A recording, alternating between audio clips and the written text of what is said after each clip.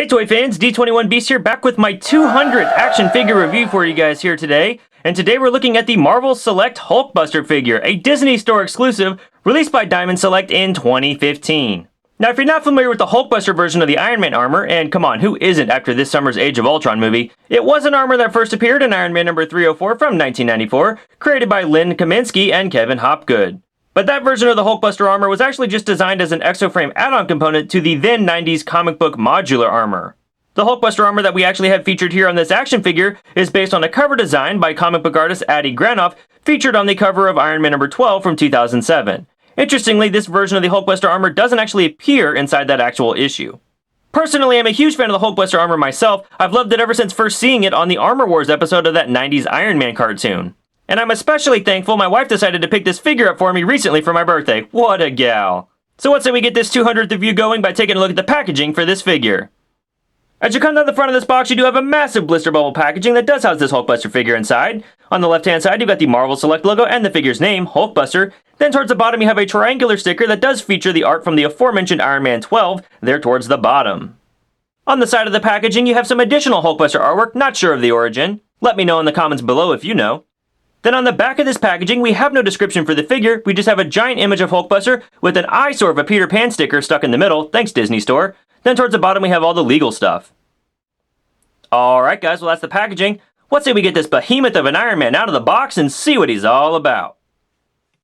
Alright Toy fans, so here we have the Hulkbuster out of the packaging, and I do have a few nitpicks about this figure, but don't kill me yet. I do actually love this figure overall, but I do have to talk about that head sculpt right up front. I like the way that the head itself has been sculpted, but it's recessed into the torso piece so much so that you can't even see the mouth of the figure. And I think that's kind of a problem. If we compare this Hulkbuster to the original artwork that we saw in Iron Man number 12, the head is actually further raised out of the torso than what we have here on this figure, and I thought maybe mine was just a one-off sort of mistake, but as I looked at other figures available online, both on the Disney Store and just other people's reviews, this does seem to be a running problem with all the figures that were available from Diamond Select. So I don't know if this was a manufacturer error and they just rolled with it, or really what's kind of going on, but I do have to note that I just wish the head was raised a little bit more out of the body. As it is now, we have this just large gap around the head, and I don't think I liked it as much as the way it looked in the original artwork. Also on the point of the head sculpt on my Iron Man figure is slightly turned. He's not looking straight on, and the way that they've built this figure, it is impossible for me to rotate this head whatsoever. I've tried everything I could think of to get that head to turn a little bit, but it is stuck and it's not moving. Thankfully, the head's still pretty well looking straight on, but it is just kind of curved a little bit. I just wish if it was going to be stationary that they would have had it perfectly aligned with the torso. Now that we've got that bit of ugliness out of the way, let me go ahead and sing the praises of this action figure. First, I've got to say, that red paint is absolutely gorgeous on this figure. I love the way the light moves off of it. It's a very nice sort of metallic red sheen. Looks really, really cool. I'd love to see this color used on more Iron Man figures. It kind of reminds me of the way the paint was handled on the Marvel Legends Epic Heroes Wave Neo-Classic Iron Man figure, and I love the way that that paint job came out on the finished product. Sadly, Hasbro hasn't really repeated that paint technique on too many other figures that I can think of, but that's certainly one of the coolest things about this Hulkbuster figure. Next, we got some nice gold paint all over the figure as well, and again, it's reflective, a very nice look for the figure. We do have some chrome pieces. Now, there's reflective paint on that as well, on the front and the back, just tons of painted detail on this figure, and then the sculpting is just mind-blowing on this guy. As we bring him in close, you're going to see, look at all of these sort of sculpted details on the back here for the paneling. There's tons of rivets sculpted everywhere in the figure. Some ventilation ducts. As you come down the figure here, you can see pistons for the back of the legs have been sculpted, on the back of the arms have been sculpted. Lots of sculpted detail here on the the back of the forearms. Inside of the hand, there's a repulsor sculpted and painted nicely. The joints for the fingers have actually been sculpted. There's even ball joints on the hands to kind of show that the fingers were meant to move. Now, this hand is pretty stationary, unfortunately, but it's still nice to have that sort of look there. On the other hand here, you can see, again, those sculpted joints. Nice sculpted detail on the arms. I mean, really all over this figure here. The honeycomb design's pretty nice. The head sculpt does look really nice, even though we can't see all of it. The arc reactor, really, I don't even think that's an arc reactor on this version of Iron Man, but the unibeam is sculpted very nicely. The abdomen, I mean, everything about this figure just looks absolutely amazing. I'm a big fan of the sort of shin design on this Iron Man as well. The bottom of the feet have even been sculpted. Not as detailed as the rest of the figure, but there's still work there. We got some silver on the side of the feet here. Really, this is just an incredible looking Iron Man figure. I am so happy with how Diamond Select has chosen to put this piece together. Bravo! Being the massive figure that this guy is, Hulkbuster doesn't actually come with any accessories or a display stand or anything like that. So, let's go ahead and move on to articulation. Like I said, the head is fairly locked and stationary. I do feel like maybe it was supposed to turn left and right, but my figure's just not doing it. But he does have some articulated shoulder pads here, which are nice. You can kind of get them and move them out of the way as you try to rotate the arm forward. There's a ball joint here, so it rotates forward and backward. Will bend out from the body that far. It does bend up if you rotate it, all the way up. And again, that shoulder moves, so you can get the arm in that position. He's got a bicep swivel. He's got a single joint at the elbow that is a bit tough, but does work nicely. Here we go. It bends back. Still new. There we go. It'll bend back that far and bend in that far. There is a ratchet in there too. He's got a rotation here at the arm, or at the wrist here. And what I like is that they've actually done a ball joint for the hand. So it rotates all the way around pretty nicely. Can bend down that far and back that far. So great design choice there with the ball joint. We have the same articulation here on the other side. Or again, no finger articulation on this guy. He's got a diaphragm joint here that kind of rotates left and right. It will crunch forward just a little bit and back pretty far actually.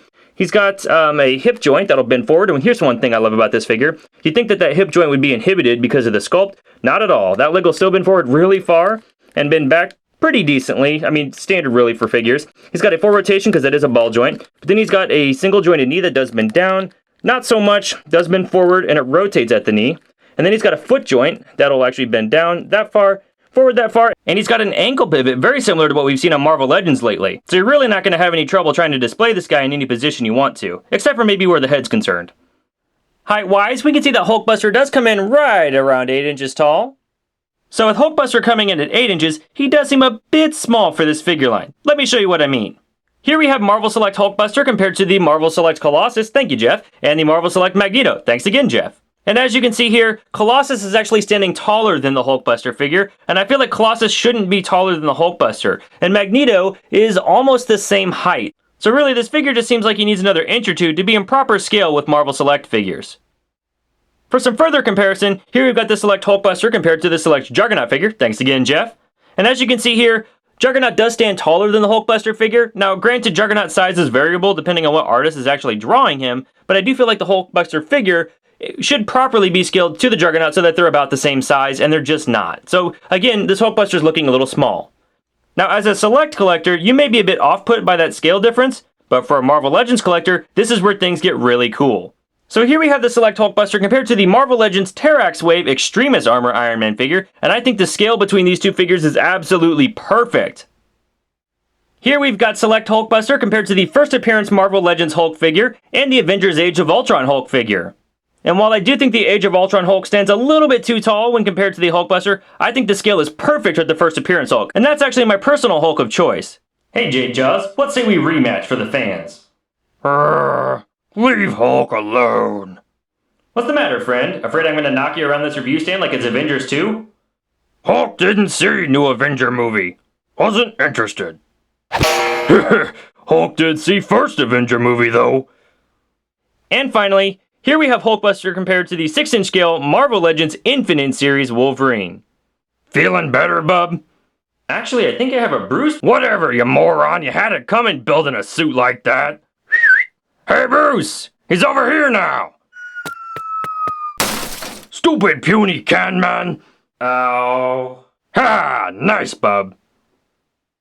Alright, toy fans, well that's my review of the Marvel Select Hulkbuster figure released by Diamond Select in 2015.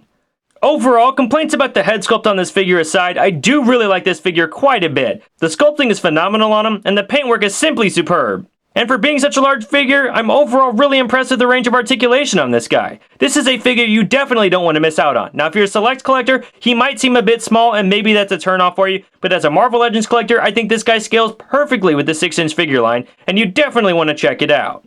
Well, thanks for watching my 200th review, guys, and a special thanks to my wife Kelly for picking this up for me for my birthday. You are amazing. If you guys like what you saw here, do me a favor and go ahead and like this video and leave me a comment. I'd love to interact with you. Also be sure to subscribe to me and follow me on Instagram and Twitter at D21Beast.